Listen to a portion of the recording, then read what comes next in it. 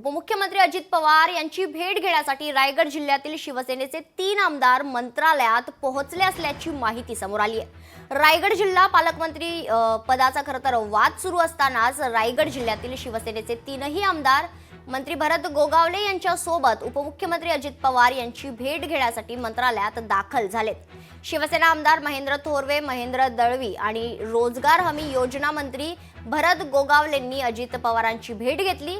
दरम्यान रायगड पालकमंत्री पदाबाबत 2 दिवसात निर्णय होईल असं वक्तव्य मंत्री भरत गोगावले यांनी केलंय। दरम्यान मंत्री भरत गोगावले, महेंद्र थोरवे आणि महेंद्र दळवींसोबत बातचीत केली आहे आमचे प्रतिनिधी चेतन नावरे यांनी। आपल्या सोबत शिवसेनेचे आमदार महेंद्र थोरवे आहेत। सर, काय सांगाल, एकंदरीत पुन्हा एकदा शिवसेना राष्ट्रवादी संघर्ष दिसतोय, पालकमंत्री पदावरती राष्ट्रवादी आक्रमक आहे, शिवसेना तरी नमतं किंवा मवाळ भूमिका घेताना पाहायला मिळणार का?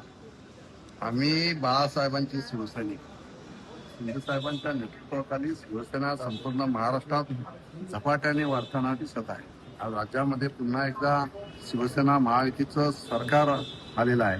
त्यामध्ये 2.5 वर्षामध्ये शिंदे साहेबांनी जे काम उभं केलेलं आहे त्यामुळेच मोठं यश महायुतीला मिळालं।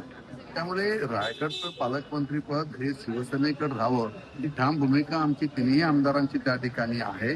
कारण इतिहासच शिवसेनेचा आहे रायगडचा। रायगड हे शिवसेनेचा आहे, हा इतिहास आहे आणि म्हणून त्या ठिकाणी आमची भूमिका ठाम आहे। एक आमदार त्या ठिकाणी असताना त्यांना पालकमंत्री पद न देता शिवसेनेला पालकमंत्री भरत गोगावले यांना करावं ही भूमिका आमची ठाम आहे। पालकमंत्री पदाचा तिढा मुख्यमंत्र्यांनी सोडवावा असं वाटतं का? किती दिवसामध्ये अशी शक्यता वाटते? नाही, आता वरिष्ठ मुख्यमंत्री साहेब आणि उपमुख्यमंत्री दोन्ही एकत्रपणे बसून तो निर्णय घेतील। ज्या अर्थी त्यांनी स्टे केलेला आहे त्या अर्थी योग्य निर्णय होईल अपेक्षा पण आहे। तुमच्या बाजूने होईल निर्णय?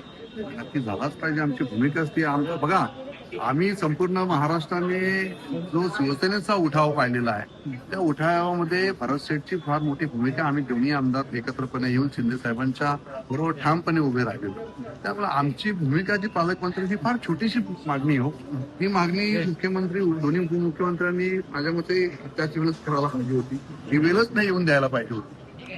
माझी भूमिका आहे। धन्यवाद। त्यामुळे ही वेळ आता तरी येणार का आणि भरत शेठ गोगावले पुन्हा एकदा रायगडच्या पालकमंत्री पदात विराजमान का, याकडे आपलं लक्ष असेल। चेतन नावरे, लोकशाही मराठी, मंत्रालय। आपल्या सोबत शिवसेनेचे आमदार महेंद्र शेठ दळवी आहेत। सर, रायगडच्या पालकमंत्री पदासंदर्भात अद्यापही तिढा कायम आहे, तुमची भूमिका काय असेल? पालकमंत्री आणि सहपालकमंत्री असे 2 ऑप्शन समोर येत आहेत। सहपालकमंत्री पद मंजूर असेल तुम्हाला? नाही, अजिबात नाही। सिनेटप्रमाणे भरत पालकमंत्री असावे ही आमची धारणा आहे, पण रायगड वासियांची धारणा आहे आणि तो निर्णय वरिष्ठ नेते घेतील असं आम्हाला वाटतं। आणि एकंदर 2-4 दिवसामध्ये जे काही आरोप प्रत्यारोप झाले त्याच्यातून निश्चित मार्ग निघेल। आणि आज मला वाटतं काही नेत्यांनी पण चर्चा केली आहे, त्या अनुषंगाने मला असं वाटतंय की हा वाद मिटलाय आणि येणाऱ्या काळामध्ये बरेचसे पालकमंत्री घोषित होणार। आज तुम्ही 3ही आमदार सोबत तुमचे बरेचसे मंत्री सुद्धा होते, अजितदादांच्या भेटीला आला होता, काय भेट झाली का, चर्चा झाली का? दादांकडे भेटीला याच्यासाठी फक्त आलो, बरेचशेच्या खात्याअंतर्गत प्रायव्हेट ज्या खार भूमी आहेत त्या फार पूर्वी सरकारी त्याला निधी मिळायचा, मध्यंतरी बंद झाला होता।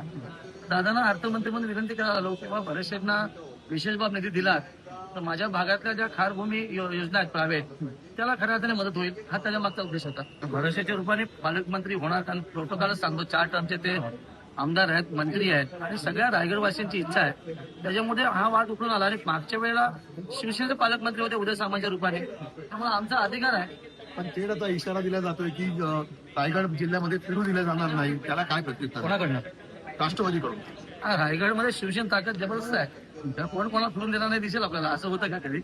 धन्यवाद आमच्याशी बातचीत केल्याबद्दल होते महेंद्र शेठ दळवी। त्यामुळे पुन्हा एकदा राष्ट्रवादी आणि शिवसेनेमध्ये संघर्ष पालकमंत्री पदाच्या निमित्ताने उफाळून येताना पाहायला मिळत। त्यामुळे मुख्यमंत्री या संदर्भात काय मध्यस्थी करतात याकडे सर्वांचं लक्ष असेल।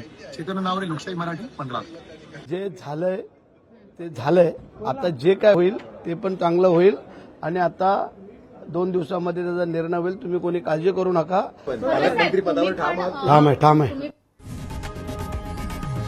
लोकशाही मराठी, ऐका, पहा, जागरूक रहा।